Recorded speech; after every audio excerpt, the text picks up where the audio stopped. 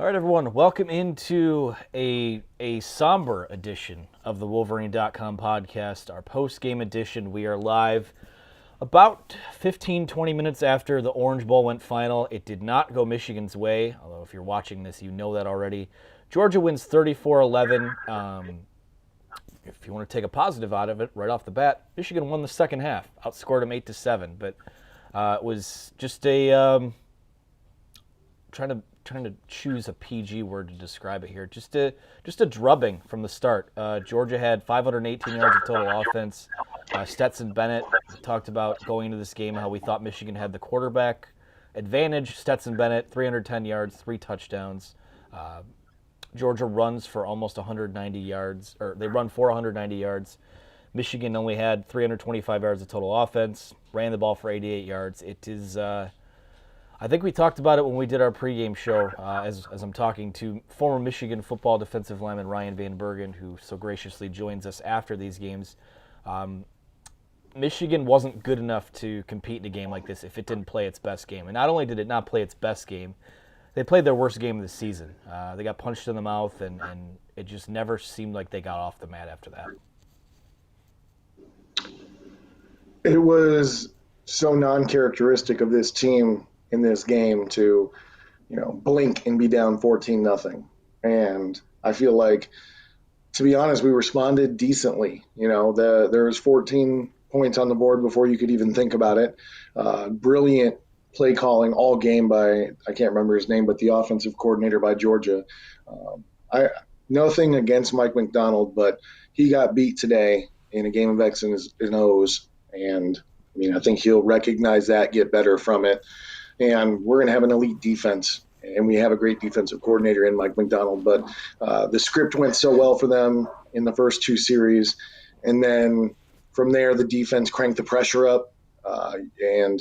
It was anything that Georgia wanted to have happen in that game for them to find success happened. And anything Michigan wanted to avoid happening happened. And it's a great team. They very well may win the national championship. My biggest thing that I kept telling myself is I'm still not disappointed with the team that we had this year and what they've been able to accomplish. I know that's jumping quick to getting over it, but they didn't give up. They battled. They won the second half, like you said. Not that that's the most valiant thing in the world, but they could have got stomped, and they didn't. So I got a lot of pride in what they did today. Yeah, we could talk about perspective and what the season was and the totality of it all probably later on. We'll talk about the game here. We'll take some questions from people, although some of them I can't share on the air because, we don't have to go by FCC guidelines here, but some of you guys are still feeling it, and I get it. That was rough, and it's tough. It's tough to be the butt of jokes, in the primetime slot of a college football day, but at the end of the day, it was a Big Ten championship season. Michigan beat Ohio State. It knocked off so many narratives off the ledger this year, and we'll talk about that. But it's a little easier to swallow, especially like that. Getting that last touchdown it looks a lot different having the 3 on the scoreboard compared to being in double digits. So we're talking about little moral victory things here, and there are no moral victories. Like Michigan's season is over, but let's talk about. The biggest storyline of the game. Something we talked about was that whose defense was going to show up, whose pass rush was going to show up. Georgia was able to get 4 sacks on Friday night. Michigan didn't have any, and according to the box score here, only had 2 quarterback hits. What did you see? What did Georgia do to take guys like Aiden Hutchinson and David Ojabo out of this game? They did a really good job of making sure that they had thick hits on Hutchinson with tight ends and you almost want to call it a chip, but with the duration that the block extended from the tight end helping the tackle with Hutchinson on the edge, you can't even really call it a chip. But they did a really good job. They were always aware of where Hutchinson was. In the first half, if you were to chart the plays, I'd like to believe that a good 75% or more of them just went the other way in a quick fashion to get away from Hutchinson. You saw a lot of plays where the linemen are jumping down, cut blocking, balls coming out fast. Hutchinson's in a hurdle, a good majority of the first half. So they did a great job scheming, and they're a great offensive line. They're huge at the offensive line. Saylor at the left tackle, I think is probably going to be an NFL guy for 10 plus years. The guy on the other side, number 70, don't remember his name, but watching him play, super technically sound. And then they have great tight ends that are helping. And then if they need to, they help with the back. And then the few times we did get there, we find out that Stetson is, a track athlete that can run really well and move around. Credit to him, he played an amazing game, and I think he impressed everybody, maybe even himself, with his athleticism and the plays he was able to make. But Georgia's playing with a chip on their shoulder. They're excited about this rematch. This is almost like I was thinking if Michigan lost to Ohio State in a year they should have beat them, and then had an opportunity to play them again and redeem themselves. Think about the passion we play with. Like, that's what you saw out of a really good Georgia team, was a very motivated, very passionate, very elite football team. Well, to go on the flip side of it, I mean, we said was going to be a game that Michigan would either win or lose in the trenches. Didn't win the battle on the defensive side of the ball, but the offensive line, the Joe Moore award-winning offensive line, had a really tough time with Georgia's front as well. What did you see from those guys? And it just didn't seem like there was any consistent push at all throughout the night. No, we struggled in run blocking. Georgia's front six, front seven, depending on the package that they're in, they're massive athletes. They're obviously oversized at the defensive tackle position, which I think was kind of a weakness on our side that they took advantage of and exploited. But they're elite at defensive tackle, and they went balls to the wall, for lack of a better reference. They brought 5, brought 6, brought 7 consistently, and when they came, they were well timed. They were disciplined in their lanes. They played tremendous football the whole way through the game. And could Michigan have done a little bit more to slow them down? Potentially, but I honestly think they just got outmatched and outplayed, and that's a tough team. It's a tough matchup. Yeah, I think that when you look at this season, the story of it is really reestablishing what the bar is or what the expectation should be, what you can do to get yourself in position to do this. So, I mean, you saw the effort it took to beat Ohio State, to win a Big Ten championship, and then you get to this next level, and it's a measuring stick, and you see where you go from there. I mean, obviously what you see as a program is that, like it or not, about the SEC dominance and all that, like the two best teams in college football are going to play for a national title because they are the two most talent-rich teams in college football. They have these big, explosive athletes at multiple positions all over the field. And I think if you want to take a silver lining out of it, we could talk about this. I mean, you sort of emptied the bench later in the game. Not really emptied the bench. I mean, we've seen the true freshmen like JJ, like Donovan Edwards, like Andre Anthony play throughout the year, but turn the keys over to those guys because they're a big part in the future of this program. And I thought that if you can take anything out of this game is that I thought that those guys played pretty well against, again, you go into even the Georgia backups, and their backups to their backups are these, to quote the water boy, finely tuned athletic machines. So I thought it was a good showing from those guys late in the game. I agree. I thought the exact same thing, trying to pull positives, because it's easy to get frustrated and be upset about the showing that we had, especially thinking that we had such a good feeling and finished the last 2 games of the season with such emphasis that this is going to be a little bit of a shock to the system. But Andre Anthony contributing late, J.J. McCarthy leading the drives, Donovan Edwards, aside from maybe one drop, he had an excellent game. Blake Corum, there's so many positives that there's a bright future. There's a lot coming back. We keep Ronnie Bell's coming back, the transfer from Virginia Tech at center. There's a lot of things to be excited about for the future of Michigan football, because I think that's the next big question, not to move on too fast, but is this year indicative of really good senior leadership, aka Hutchinson, McNamara, Haskins, or is this is it the assistant coaches? Is it the rejuvenation, the youth in the coaching staff? Is it a new Michigan that can repeat and have some similar results 2022, 2023? So, yes, there was some silver lining and there were some positives about the contribution we got from the young guys late.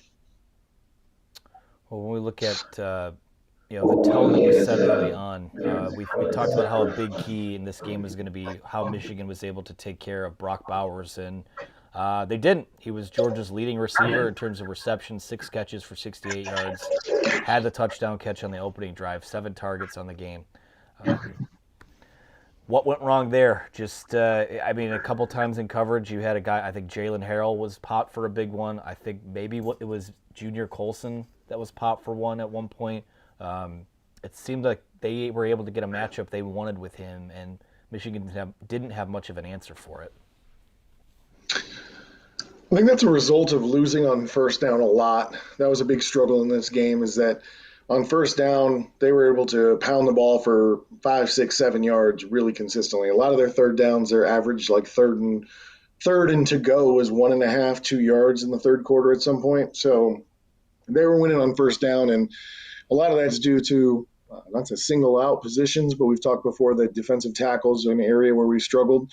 We got moved around a lot, again, versus a really good guard center guard combination in Georgia, but we didn't hold the point very well on the interior, and they got enough on first down to where the whole playbook was available to them for second, third down, and I think they were able to scheme and then go to their plays that they liked and feel a little bit more confident that they could run them because they're having so much success. So if they can be on schedule like that, series after series after series, it's going to end up being a long game defensively, and that's right where they wanted to be. So we will take some questions from the chat now, so if people want to quit arguing with each other in the chat, maybe we can get to some here. I want to talk about a little bit first, this Georgia team. I know most of us watched the SEC championship game because it was the lead-in to the Big Ten title game. We saw what happened when Georgia faced Alabama. This, to me, looked like a different Georgia. I mean, not different. It was the same Georgia team we saw the first 12 weeks of the year, and arguably, given the stage it was on, the best game that they've played. Those two teams are going to match up again now. Is Georgia the team to beat now, or is there still some, the more we talk about Georgia, is that more of that yummy Nick Saban rat poison that they just seem to thrive on? I would say the latter of the two. It's the rat poison version, because I think Georgia, if you watch that game, Georgia had a lot of opportunities where they brought the same pressures, the 5, the 6, 7-man pressures against Bryce Young in Alabama, and they missed the tackle. Bryce Young was athletic enough to escape and then pick up a first down, much like Stetson Bennett was doing to us this game. So, if you can anticipate that the defense from Georgia is going to play the way that they played against us and Cade McNamara, then Georgia is the team to beat. But no offense to Cade McNamara, but he is not Bryce Young and doesn't have the athleticism that Bryce Young has. And I think that was the difference maker in that game. Once Alabama's ahead, much like Michigan, I feel like we were not prepared to be in a deficit of 21-3, 21-0, whatever it was. Still hopeful, but we've not been in that position. So when Alabama had Georgia in that position, I think it shook them up, rattled them, got them off schedule, and led to the result we saw, which looked like a lopsided victory. But I think it's going to be a close game. I think you could feel, and that's why I want to talk to the guys around the field, you could feel that Georgia has a certain passion to go and play against Alabama again. They're excited about it. They, even after the game, Kirby Smart doesn't want the Gatorade bath because this wasn't the game. This wasn't the one. So they're motivated. They're a good team. And Michigan, I feel like, is cemented as a top 5, maybe the third best team. You probably argue that, but top 5 team this year. And I'm good with that. I wish we could have done better this game, obviously, but I'm good with it. Well, there were a lot of things that we didn't expect to happen. I don't think we expected Stetson Bennett to turn into Russell Wilson in this game. But what were other things that maybe surprised you about what we saw, given, it just doesn't – this wasn't the Michigan team that we saw in any of the 13 games leading up to this. So what surprised you there? The turnovers, that's so out of character for us to have 3 turnovers, 3 possessions in a row, I believe, that resulted in turnovers at the end of the first half and then start of the second half. Probably a result of pushing, trying to make a big play. And I would say the other thing is the break element in our defense. I feel like that's something that we're mostly aware of defensively is that we kind of have a bend, don't break mentality. You can pick up yards, but yards don't equal points. And I was counting on when the field got tighter and we got into the red zone, we would be able to hold them to field goals. But tip of the cap to, again, I should remember his name, but the offensive coordinator for Georgia, because he had a plan and they executed very well. And I don't know what the percentage was, but they were very successful all game. I got to imagine it carried over into the red zone. So, a learning experience, I think, for Mike Macdonald, who, again, is young in his coaching career, had a great defense this year, and I think is going to learn from this experience. But he got beat up today in the X's and O's game. All right, well, we'll take a comment here from John, who says, it's a great year. Pretty apparent that this is the ceiling, though. I'd like to hear your thoughts on that first, because I have a take on this. I mean, the ceiling for this team, potentially, when you have the team that Georgia has and Alabama has, um, yeah, I mean, I would love to elevate and escalate and all that stuff, but from the years that we've had, just think that we're going to climb to number one and have a dominant number one team in the country, I think is unrealistic. And uh, not that I don't want that for our program, which I do, but it's still great to recognize the progress that we've made. And I also think the ceiling will be lifted with experience. And like we talked about, the young guys playing the way they did in this game leads me to believe that we're on our way to busting through another glass ceiling of winning our first college football playoff game, going to the national championship. I don't see that as being far off. But for this year, yeah, that might have been the ceiling for this team. Which is they busted through what the ceiling for this year's team was. I mean, Vegas had the over/under set at 7.5 wins.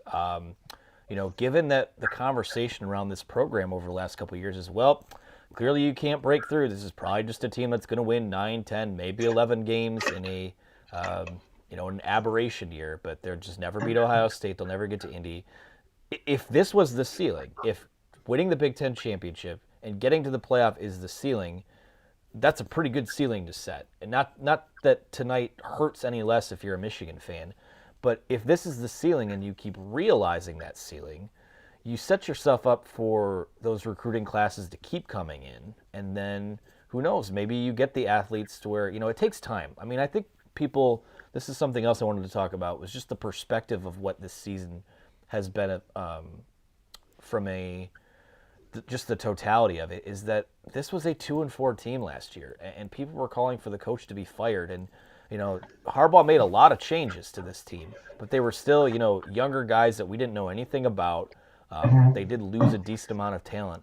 I mean, this in the here and now, I understand people being upset, but I really do think when people wake up tomorrow and the sun comes up, you're going to be pretty proud about the product that was on the field. And when you look at who's coming back, you're going to lose so much. I get that. You're going to lose, 25 sacks off your roster and some pretty good senior leadership. But when you look at what's still here, especially when you see what those younger guys did later in the game, I don't know how you can't be at least excited going into next season, knowing that if nothing else, you have a real shot to defend your Big Ten championship. And if you do that, then the rest take care of itself from there.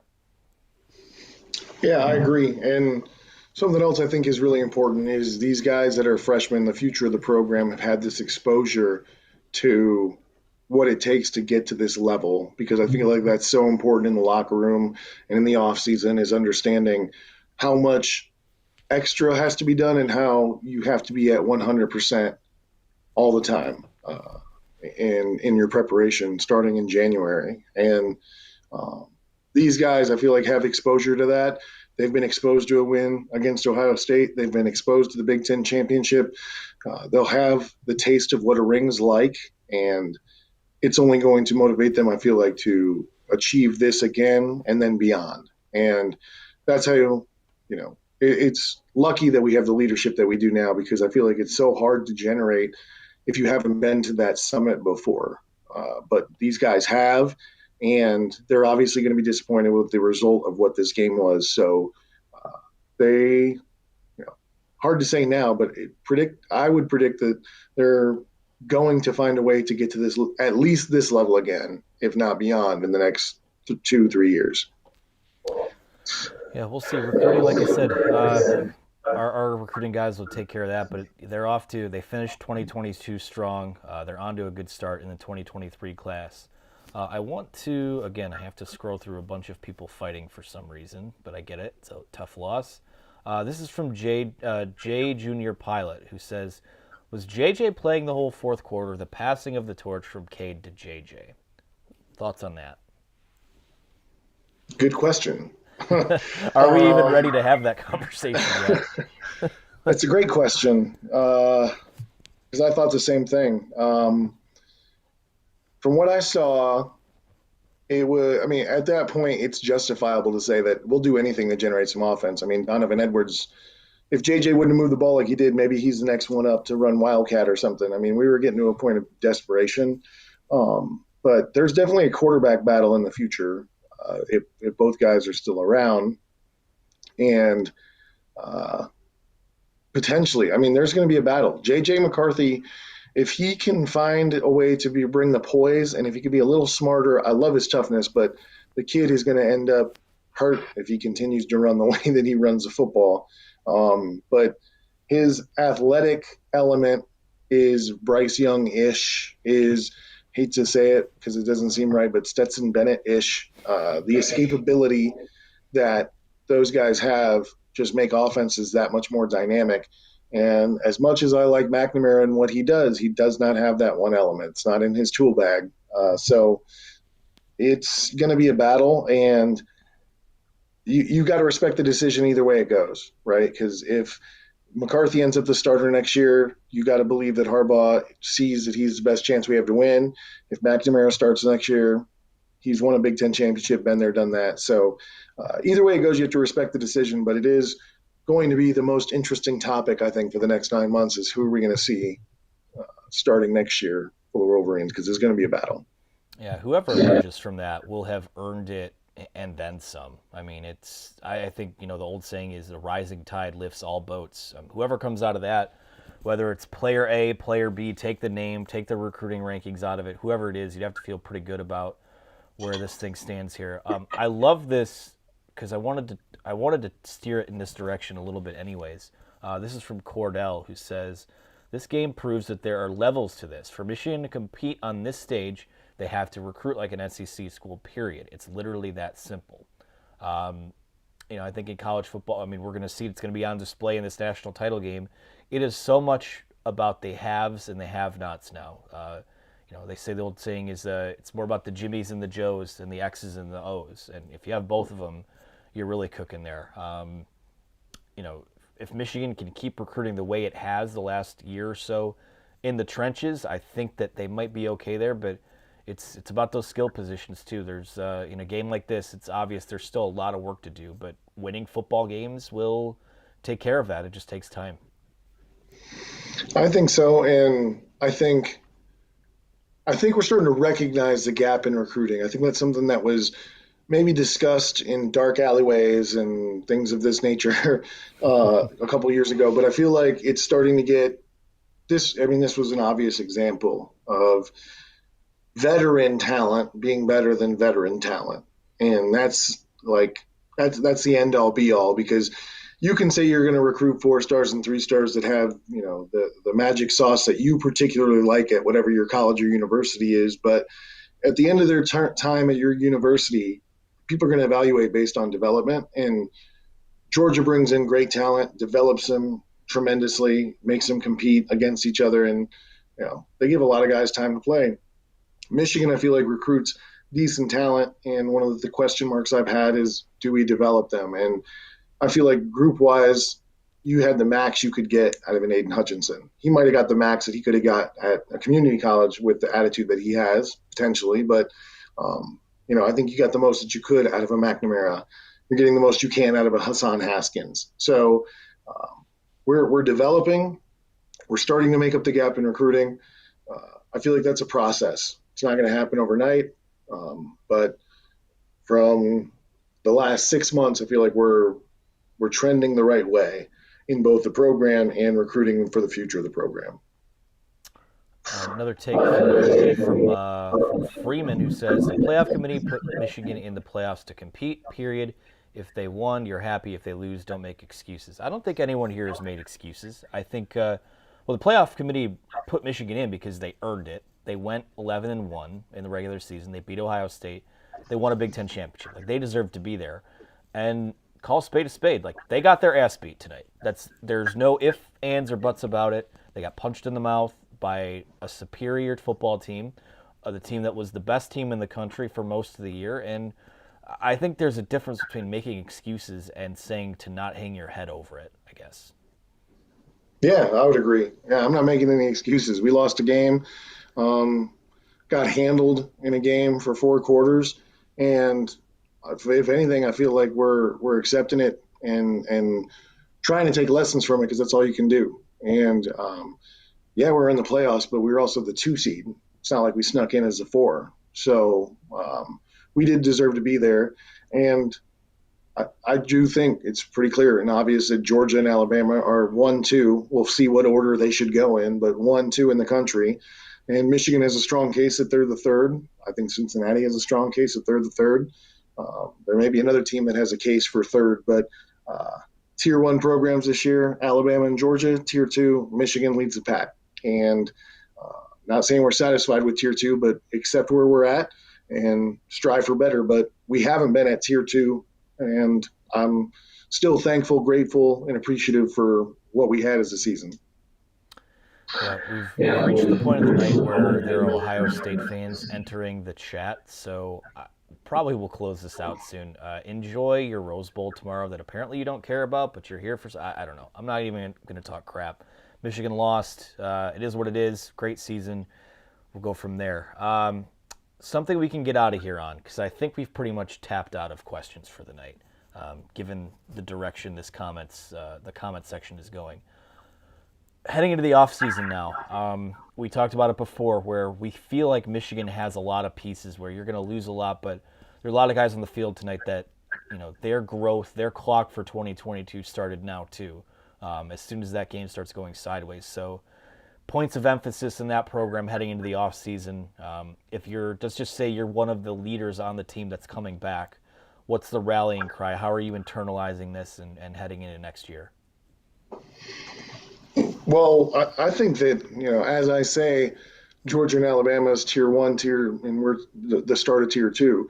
No one on Michigan's team probably thinks that or would agree with that, and I can understand them having a problem with me saying something like that. It's just that's talent-wise what it looked like, at least from a living room on a TV, that Michigan can play a series with Georgia and maybe not win a game in a series with Georgia. The same way I think is true for Cincinnati and Alabama and maybe any other team in those 2 teams. That's why I feel like they're more elite, is because if there was a series element to football, you could play best of 3, best of 7, best of 9. I don't think Michigan wins a game. And I still think Michigan's a very good football team. I think they're the 3rd best team in the country. So if I'm the other guys, I'm thinking like we have every box checked but one. Every box checked but one. And we're young. We have an opportunity. We've seen the blueprint for how to find this success, how to create the chemistry and have the energy to get to this position again. And now we've learned how to prepare for a bowl game. That's a whole nother monster too, that Georgia, Alabama, they're used to playing in 1 or 2 bowl games at the end of the year that is part of the playoff and all this stuff. This is uncharted territory for Harbaugh, for all the staff, for all the players. Having familiarity, having been here before will matter in 2023, 2024. So I have faith that that's going to be something that impacts us in a positive way sometime in the future. Well, I think that's a good place to put a pin in it tonight. Again, Michigan loses to Georgia in the semifinal of the college football playoff. I mean, even that sentence alone, tell someone that in September, and they're probably sending you to, be lobotomized or something. Just a 12-2 Big Ten championship, crazy year.